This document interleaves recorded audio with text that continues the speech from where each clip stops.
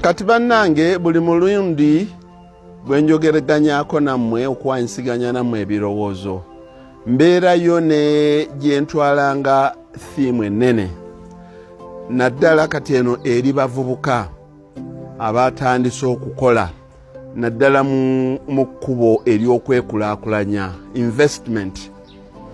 Bw'obanga otandise okukola ng'otandise okuyingiza ssente regardless emyaka w'ogiyingiriza oba 27 oba 35 gezaako nnyo okulaba ng'ofuba nnyo ssente we ziyingirira okugula ennyo ebintu assets. Ebintu asset esookerwako ennyo okusinga yeyettaka. Gula nnyo assets oziweze. Abantu abasinga bwagula ploti emu nga agenda nga agizimbamu ennyumba ez'abapangisa oba nga agizimbamu ennyumba ey'okusulamu mwana wattu ne mwewa satisfaction mangu. Nze mode yange gye nakozesa oba nze gye nsuubira kuba nze yankolera kwe kuba bw'otandika okukola ssente ne ziwera gula gula ploti 2, 3 oba 4 assets.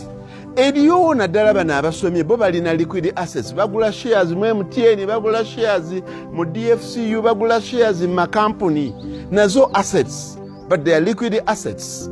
Kati abantu okusinga ffe naddala abaddugavu tumanyi asset naddala wano mu Uganda nga ttaka. Ekiddako ekya asset real estate either ozimba amayumba oba ogula amayumba. Kyekintu abantu kye babadde bamanyiddemu nnyo. Ekyo kituufu kikutwaliramu obudde. Kola ebbanga. Naye nze amagezi gembawa nti gula assets oziweze. Probably nga tonnaba kuzidevelopinga nnyo. Gula ettaka togula naddala liri we baseera nnyo. Ogule ploti y'emu, ogule ploti ey'okubiri, ogule ploti ey'okusatu, either ziriraanaganye ne bwe ziba teziriraanaganye naye osooka oziweze nga ploti. Naye abantu abasinga strategy eyaabwe gigule gizimbemu gimalirize sikiwakanya oli wa ddembe okukikola. Naye nze nina ensonga lwaki gamba nti gula eziwerako mu bizinensi eyo kubanga Katonda bw'aba akutambuliddeko bulungi oluvannyuma bw'otandika okugaziya ennyingizaayo mu myaka 45 otandika okunnyikiza investments zo. Okunnyikiza kye kiki? Bw'otandika okuzimba ku ploti yo gye wasooka okuzimba ng'ozimbamu bu units nga 4. Bu units buno 4 bwe bubaako we butuuse oba batandise obuyingiramu ssente zojjayo neze wajja ezaagula ziri endala nga oyongerezaako ng'ozimba bu units obulala 6 okwo ng'oweza 10 kw'ova n'oyongera n'ozimba ate units enneneko 7. Awo wootuukira n'oba ng'odevelopinze kye bayita real estate nga wagenda naye basooka nze ku lwange olina kusooka gula ttaka n'oliweza naye kisinziira ssente wazifuna otya. Bw'obanga wazinyakudde kolamu k'okoze mangu nnyo nga tezinnaba kuggwako. Naye abazikola nga azibalirira mu mirembe zitambudde bwe zityo waddembe okukipulaaninga bw'atyo. Lwaki ndeeta ekintu kino? Nze nkozesa modo ya Mohamed Kachiika. Nze bwe ntuuka okubanga nkoze ssente zange nziwezezza nnyo mu taxi naani ne ŋŋamba nti kati kantandike okuggumiza assets zange. Bannange abantu mutunuulidde ebintu byenkola naddala ettaka. Abantu abasinga beebuuza nti omusajja oyo ettaka yaliweza atya kilomita 450 okuva e Kampala wano mu Mukono wano wentudde nga siribbangako. Gye mbabuulira nze ye strategy eno nze gye nakozesa. Nze nagula ebibanja n'ettaka ly'abantu nga ninga omuwendule. Eggulo naguze oluvannyuma lwa wiiki n'engula nentunda taxi, nentunda zikosta, nentunda zirole ngula ttaka ng'abantu tebannaba nnyo nasooka ndigulira ku bbeeyi ya wansi ng'abantu tebannategeera. Musajja agenda kukolerako kyawo nga wakalu nnyo wakapa, omusajja agenda kukolerawo ki? Ettaka bwe namala oddigula nengula nenzingako ebyalo nga 4 okukakana nga ngenze mu ggombolola ndala nendooka ntandika oddikolako emirimu gyange. Bannange lwaki mbabuulira ekintu kino? Bwe natandika okukola emirimu nengiteekamu segments 2. Ensonga ekibaleetesa kino kwe kubayigiriza nti gulanga assets, tuuka ekiseera otandika ozidevelopinga. Bw'ogenda weeyongerayo okula, toyongera nnyo kugula assets okuggyako ng'oli musajja nnyo. Nyinza obbawaayo ekyokulabirako nti okuggyako mu COVID yeyajja nali mmaze emyaka 4 nga sigulangayo ttaka ddala. Nagula n'ensiiringa ettaka ne bw'olindeetera n'olinsiiga ku mimwanga lya bbeeyi tono nnyo gamba nagula namala. COVID ono we nayoolera ssente mu miti ng'ate n'abantu baavu nnyo bebanzisa naye kasookedde COVID yaggwa kati tegiri myaka 4 siddangamu kugula ttaka. Wabula nnyikiza kati bunnyikiza ttaka liri lye nagula, nnyikiza bunnyikiza ttaka liri lye nagula. Lwaki? Bannange mbajjukiza nti nze ndi musomesa wa byanfuna. Omusomesa w'ebyenfuna oteekeddwa ng'okumanya nti emyaka bwe gigenda gikula teweetaaga nnyo bya bugagga byansibo bingi kusinga bintu bireeta cash. Bw'ogenda okula oteekeddwa okubalansinga ebyobugagga ebyensibo ne cash. Ekyo kye tuyita assets ne cash flow. Ekintu kino abantu bakikoleddemu nnyo ensobi abantu abakulu. Nga nagula ettaka lyange, nze nina ettaka lyange, nagula ettaka lyange lingi nnyo. Naye bw'atuuka okulwala balina kusooka kutunda kazimbe oba balina kusooka kutunda kibanja omutwale Germany okumujjanjaba. Ye Muhammad Kakiika wakugambira nti sooka ogule assets ziweze, oluvannyuma assets zino zitandika okuzitaaninga up into liquidity, ebintu ebya ssente ez'amangu. Kyekiki? Assets zendina by'ettaka. Nze siri wa mu real estate. Ettaka bwe mmala okuligula nendiweza nendooka ntandika obuditeekako ebintu ebya long term, obugagga obw'ensibo nga emiti, nga emmwanyi, obwo bugagga bwa nsibo. Bwe ntuuka nenzinyikiza ebintu ebyo emiti netandika okugamba nti omuti tegukununula nga bakusibye. Netandika okumanya emmwanyi tezaayo mwana ku ssomero nga tennakala. Kunze kati obugagga babukuuma batya? Beerayo n'ebintu ebya near cash. Bannange mbannyonnyodde nze siwakanya kulima mmwanyi, naye mbakakasa emmwanyi kyekintu ekiri wakati wa cash ne fixed asset, naddala ziri emmwanyi ezawangaalanga. Kwe kuyiga ente. Bannange mbakuutira naddala abavubuka abato mu kyonna abasoma balina ebyabwe, bondi, treasury bills, naani bye bagula bye bakyusaamu.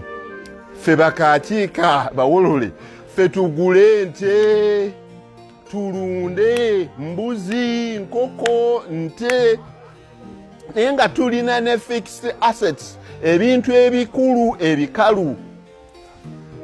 I wish I was at liberty okuwa examples z'abantu naddala amakampuni ba individuals be batundidde ebibanja byabwe, be batundidde amataka gaabwe, be batwalidde ebintu byabwe, musolo kino kiri, olw'okubanga alina ebyobugagga ebyensibo nga bingi nnyo, biri 95%.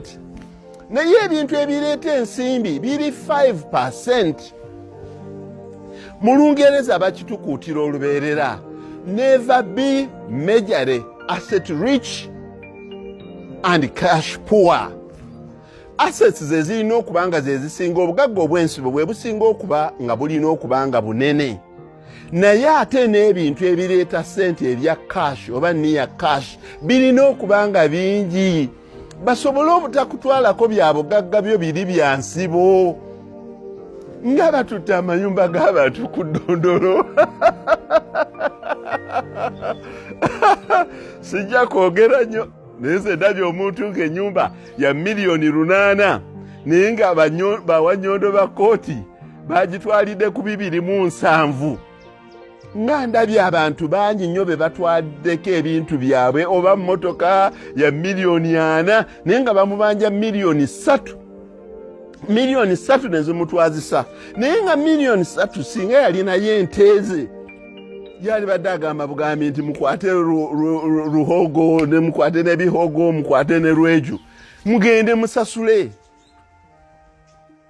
Naye emmwanyi ng'eri ku muti teganyisa Wannyondo okutwalira mmotoka yo, kubanga ani gw'onoobinyumiza okujjako ng'ogitundidde ku muti.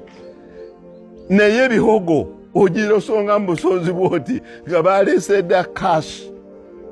Bannange mubalansinge, mutegeere point eno gyengezaako bategeeza ey'okubalansinga eby'obugagga.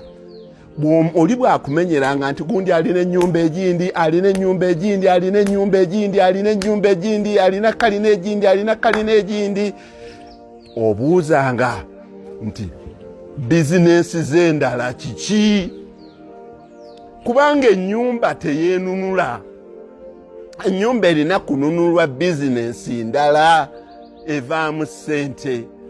Muhammad Kakiika kyavudde abalaga nti beera ne lunda, beera n'ente oba mbuzi oba mbizi oba nkoko, beera nazo nga nnyingi zikununule, kubanga buli lw'osikattira ky'ekintu ky'osobola okutunda amangu. Muhammad Kakiika n'akulaga obusa. Obusa nze obusa mutunuulira nnyo n'okusinga amata. Nze simanyangako liita ze bakama ku faamu yange, naye bwe obusa mbutunuulira nnyo kubanga emmotoka eziba ziyisiddwawo n'ezivaawo nina okuzimanya, kubanga mmanyi obusa ssente zaabwo nnene okusinga amata. Nendoka ngenda ku bisagazi ebiriro n'ebisagazi ebikumemu silage, kintu kinene nnyo era kikulu nnyo gyendi. Nendoka ngenda ku kasooli, mumulabye nali nga mu matooke n'ensuku naye ebyo nembivaamu, nengenda kasooli ne mubalaga. Nze kasooli ansingira ennyumba z'abapangisa buli myezi 3 oba myezi 4, naye nga siganye n'ennyumba z'abapangisa nazo ziyinza okuba cash flow. Naye ekyatuuka ennaku zino ku nnyumba z'abapangisa mukimanyi cash flow waazo takyali assured nga muntu alina musiri gwe gwa kasooli oba gwa bijanjaalo oba musiri gwa nanansi. Message yange ey'olwaleero naddala eri abavubuka, bwe muba mukola muzimbe obugagga mu steps zaabwo entuufu. Steps entuufu zeziruwa nti emyaka gino jaggula bintu bya bugagga, taka, bizimbe biki. Emyaka gino gya kuzimba bya bugagga ebyo, kati ettaka ntandise oddikulaakulanya.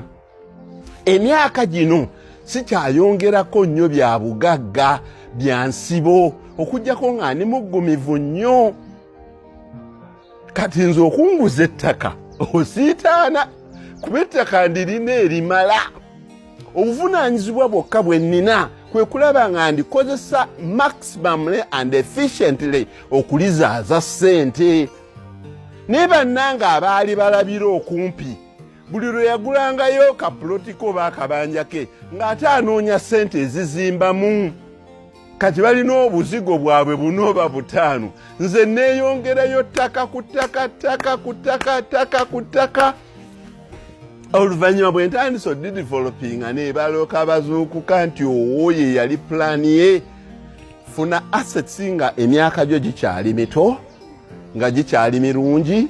Bw'otuuka mu myaka ejja wakati developinga assets zo bulungi.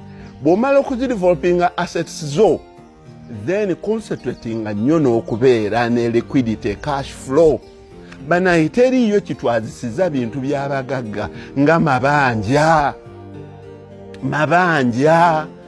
Amabanja tegaali badde mabi naye amabanja okusasula kikaluba. Omusajja n'abeera ne factory ennene nnyo, omusajja n'abeera n'ekizimbe nga kinene nnyo naye nga bamubanja miliyoni 200 naye ng'ekizimbe kya biliyoni 6 naye n'abanga yeekutte bw'ati nga tasobola kusasula miliyoni ezo 2. Miliyoni 2 ne zigenda nga zigejja paka lezifuuka biliyoni 2. Ekizimbe ne kigenda lwa kwewola miliyoni 2. Ekyo kiva ku ki? Kwe kuteeka nnyo ssente mu bintu ebikalu n'otaba na bireeta ssente. Assets versus cash flow. Omuntu yenna asaanye okubeera ne assets naye oteekeddwa nga okubalansinga assets ne cash flow. Sijja bawa kisinziira ku business gy'olimu, sijja bawa ratio nti no assets zibeere 70%, cash flow abeere 30%. Kisinziira mu business gy'olimu.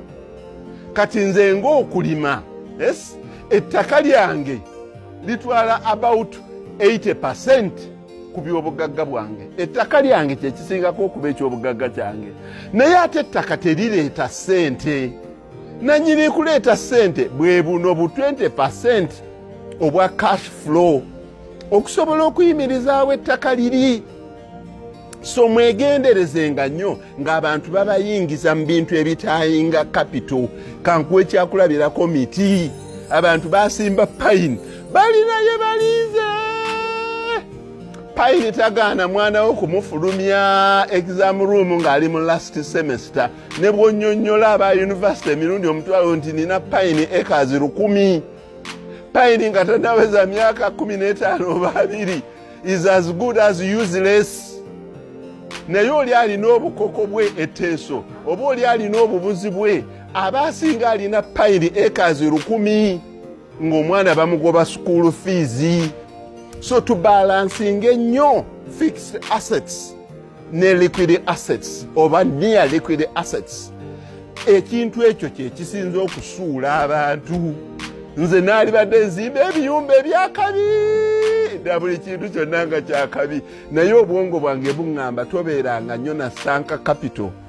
Faamu zirina tractors, zirina combine harvesters, zirina ki naye basiiba babi auctioning enkya n'eggulo nga yabigula n'agula aguuma kino ekyuma akirina kiri ekyuma akirina naye ng'okuyingiza ssente kutono. Nze obusa busobola okunsasulira looni. Nze amata ngattirizaako bugattiriza okunsasulira abakozi bange. So ekintu ekyo olwaleero kyenziza okubayigirizaako okubalansinga ratio eya cash flow yo versus fixed asset. Gy'okoma okukula osinga kwetaaga cash. Era kyemuva mulaba ng'abantu abakulu bangi nnyo batunda ebintu byabwe. Buli kazi bwakamugwira alina kutunda ttaka, buli kazi bwakamugwira alina kutunda ttaka, buli kazi tunenya abaana bato naye abantu abakulu be basinze okutunda amataka. Kyekyo